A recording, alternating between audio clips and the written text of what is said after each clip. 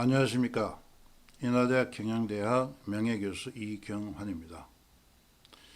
이번 시간에는 국가 형성원리와 완전기능국가 두 번째 시간입니다. 지난 시간에는 국가의 형성원리는 바로 생명력에 의한 파워의 다섯 속성의 작용에 의해서 국가가 형성되었다고 설명드렸습니다. 따라서 이와 함께 우리는 파워의 다섯 속성이 국가 구성원들에게 능률적이거나 동시다발적으로 작용하는 국가는 완전 균형 국가가 된다는 것을 설명드렸습니다.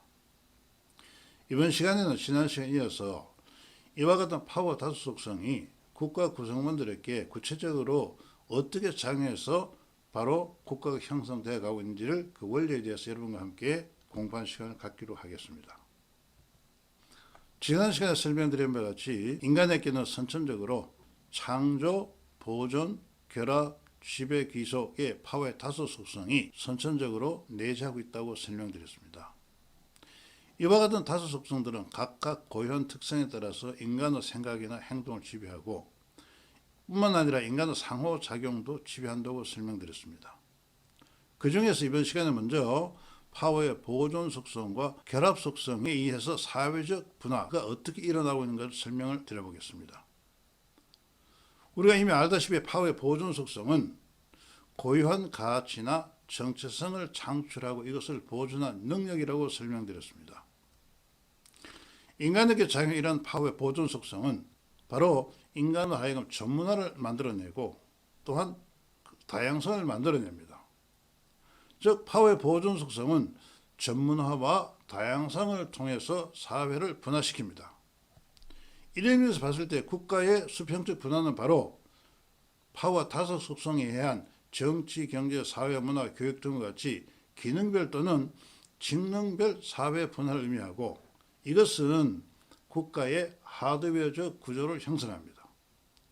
사람들은 자기가 생존에 가장 유리하다고 생각하는 그런 파워를 만들어내다 보니까 정치인은 정치적 파워를 만들어낼 것이고 경제인은 경제적 파워를 만들어냅니다. 이와 같이 각각 전문화되고 또는 기능화되는 것은 바로 그 사람의 자원과 파워의 보존 속성에 의한 것입니다. 이런 파워의 보존 속성은 바로 국가의 분업 구조를 형성하고 이 분업 구조는 바로 국가의 가시적 파워를 의미하므로 이것은 지난 시간에 설명드린 것 같이 가시적 사회 분화라고 하였습니다. 예를 들어 보게 되면은 경제 분야에서 보면은 농업, 업, 제조업, 서비스 등과 같이 분화되기도 하고 또는 정치인, 군인, 기업가, 예술가들 같이 직업별로 분화되기도 합니다. 이와 같은 사람들 사이의 분화와 전문화가 되어 갈수록 사람은 다시 결합해야 될 필요성을 느낍니다. 예를 들면은 농업 분야와 업 분야는 서로 간의 교환이 필요합니다. 이러한 교환은 바로 결합을 나타내는 것이죠. 따라서 전문화와 다양화, 즉 보존 속성에 의한 전문화와 다양화는 다시 결합 속성을 활성화시킵니다. 이것을 정리해보면 보존 속성은 정체성에 관계하므로 수평적 사회 분화를 배분하고 결합 속성은 수평적 결합이나 사회 네트워크 형성해서 국가를 수평적으로 성장시킨다 하는 것입니다.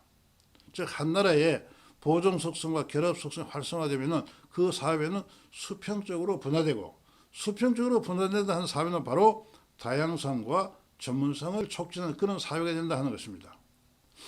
이런 사회의 다양성과 전문성은 다시 사회의 수직적 분화를 만들어낸다 하는 것입니다. 우리가 사회 수직적 분화는 기능 영역 간 또는 기능 영역 내에서 계층화 또는 위계적 분화를 의미합니다. 우리가 시스템을 보게 되면 하드웨어적 시스템이 있고 소프트웨어적 시스템이 있습니다. 하드웨어적 시스템은 바로 물리적 구조를 의미하는 것이고 소프트웨어적 시스템은 바로 뭐냐? 이와 같은 물리적 하드웨어적 구조를 지원하고 운영하는 그러한 기능을 수행하게 됩니다. 사회 수평적 분화가 바로 그 사회 하드웨어적 구조입니다. 그러나 이러한 사회 수직적 분화는 바로 그 사회의 소프트웨어적 기능을 수행하게 된다 하는 것입니다. 사회에 있어서 이러한 소프트웨어 기능을 수행하는 그런 수직적 분화는 바로 지배와 귀속 속성에 의한다 하는 것이죠. 즉 파워의 지배 귀속 속성은 바로 국가 사회의 수직적 분화와 성장을 유발하게 된다 하는 것입니다. 이런 사회 수익적 분화는 바로 뭡니까? 명시적인 분화는 묵시적으로 일어나는 것입니다. 그런 의미에서 국가 사회의 수익적 분화는 바로 비가시적 분화이고 지배 귀속 속성에 의존한다 하는 것입니다. 다시 말씀드리면은 파워의 보존 속성과 결합 속성의 사회의 수평적 분화는 지배와 귀속 속성에 의한 수익적 분화, 즉 비가시적 분화, 즉 소프트웨어적 분화와 결합이 될 때 이러한 사회는 성장하고 발전하는 그런 사회가 됩니다. 어쨌거나 간에 국가 사회 수익적 분화는 국가 권력의 집중화를 흔히 유발하게 됩니다. 권력의 집중화에 대해서는 이후에 여러분과 함께 공부하는 시간을 갖기로 하겠습니다. 따라서 우리 알다시피 파워의 다소 속성이 능률적이거나 동시사업을 작용하는 국가는 바로 완전 기능 국가가 된다고 설명드렸습니다. 이런 의미에서 토인비는 이렇게 설명하고 있습니다. 성장하는 문명은 분명히 극대화에 의해서 특징되고 해체되는 문명은 표준화의 증대에 의해서 특징된다고 설명합니다. 표준화가 증대된다는 하는 말은 사회적 분화가 잘 이루어지지 않고 있다는 것을 설명하고 있습니다. 이런 분화, 즉 파워의 보존 속성과 결합 속의 사회의 수평적 분화와 지배 귀속 속의 수익적 분화는 바로 이런 분화가 일어날수록 바로 성장하는 문명 국가가 된다 하는 것이죠. 따라서 사회의 수평적 내 수익적 분화가 유발될수록 국가의 다양성과 전문화가 촉진되고 수평적 및 수익적 사회 질서가 확립된다는 것을 알 수가 있습니다. 따라서 우리는 파워의 다소 속성이 능률적이나 동시사업을 작용하는 국가는 바로 완전 기능 국가로 나아갈 수 있다는 것입니다. 다시 한번 말씀드리면 완전 기능 국가는 그 사회 구성원들이 자기가 목적한 걸 다 이룰 수 있고 자기 능력을 개발할 수 있는 그런 국가라 하는 것입니다. 또한 국가사회 구조화가 촉진됩니다. 구조화가 촉진되는 것은 바로 뭡니까? 사회 수직적 내지 수평적 분화가 촉진되고 점점 더 성장하는 국가로 나아갈 수 있다는 것이죠. 또 세 번째, 지속적인 혁신을 기반으로 상생과 협력의 사회 공동체로 성장한다 하는 것입니다. 따라서 우리는 파워의 다소 속성이 능률적이거나 동시사업을 작용하는 국가는 바로 완전 기능형 국가로 성장합니다. 우리가 소망하는 국가는 무엇이겠습니까? 완전 기능하는 국가, 즉 사회 구성원들은 자신의 잠재적 능력을 모두 개발하고 자신이 이루고자 하는 그러한 것에서 모든 걸 성취할 수 있는 그런 국가입니다. 자, 그런데 오늘날 우리 국가들은 어떻습니까? 정말 우리 국가에 속한 많은 사람들이 자신의 잠재적 능력을 모두 개발하고 자신이 이루고자 하는 것을 성취하는 그런 국가입니까? 여러분들은 어떻게 생각하십니까? 우리 국가는 지난날에 비해서 점점 갈수록 양극화가 점점 심해지고 있습니다. 부익부와 빈익빈이 심해져 가고 있고 사회에 여러 가지 불합리한 그런 현상들이 나타나고 있습니다. 이것은 바로 완전 기능 국가가 아니라 불완전한 기능 국가로 가고 있습니다. 글로벌 국가 관계에서도 마찬가지입니다. 부자 나라는 점점 부자 나라이고 가난은 점점 가난한 나라가 되고 있습니다. 이건 바로 완전한 그런 기능하는 그런 사회가 되고 있지 않습니다. 자, 그렇다면 우리는 여기서 해답을 찾아봅시다. 이러한 완전한 기능한 사회, 완전한 기능 국가를 가기 위해서는 어떻게 될 것 같습니까? 바로 오늘 우리가 공부했던 파워 다섯 속성이 능률적이거나 동시사업을 작용하는 국가는 이런 완전 기능 국가로 나아간다 하는 것입니다. 자, 그렇다면 우리가 알다시피 파워 다섯 속성이 능률적이거나 동시사업을 작용하는 국가를 만들기 위해서는 어떻게 됩니까? 바로 그 해답은 생명력이 있다 하는 것입니다. 우리가 지난 시간에 공부한 바 같이 인간의 생명력은 자아실현 경향성이고 그 자아실현 경향성이 활성화되면 될수록 개인은 완전 기능한 사람이 된다고 하였습니다. 완전 기능한 사람은 자신의 잠재적 능력을 모두 개발하고 자기 이루고자 하는 것에서 최선의 것을 성취하는 그런 사람들이 되는 것입니다. 국가도 어떻습니까?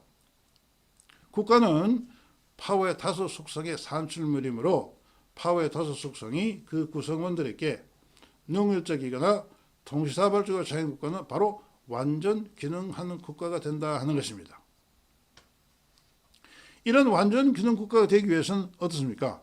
인간의 생명력은 파워의 다섯 속성을 능률적인 동시다발적으로 작용시키고 따라서 완전 기능 국가라는 것은 그 구성원의 생명력을 활성화시키는 그런 국가입니다. 사람들의 생명이 어디서부터 온 것이겠습니까? 우리가 성경을 보게 되면은 하나님께서 흙으로 인간을 창조하시고 하나님의 숨결을 인간에게 부어 넣으시다 하셨습니다. 그랬더니 인간이 생명, 살아있는 영이 되었다. 즉 생명력을 가진 인간이 되었다고 설명하고 있습니다. 바로 그 생명력은 바로 하나님께 온 것입니다. 국가의 주권이라는 것은 바로 생명력에 의해서 이루어진 것이고 그 생명력은 하나님께 온 것이므로 국가의 주권도 바로 하나님께 속한 것이라 할 것을 알 것입니다.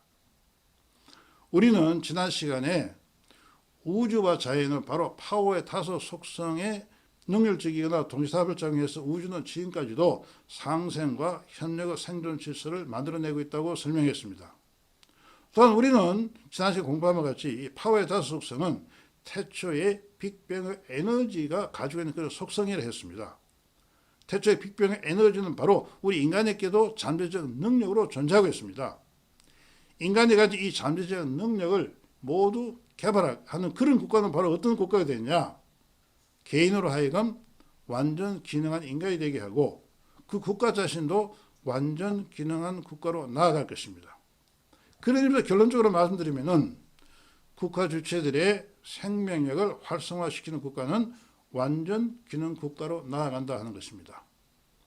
우리가 완전 기능 국가로 나아가기 위해서는 바로 우주와 자연의 섭리인 바로 하나님의 경영 원리를 우리 국가에 적용할 때 우리는 완전 기능 국가가 될 것입니다.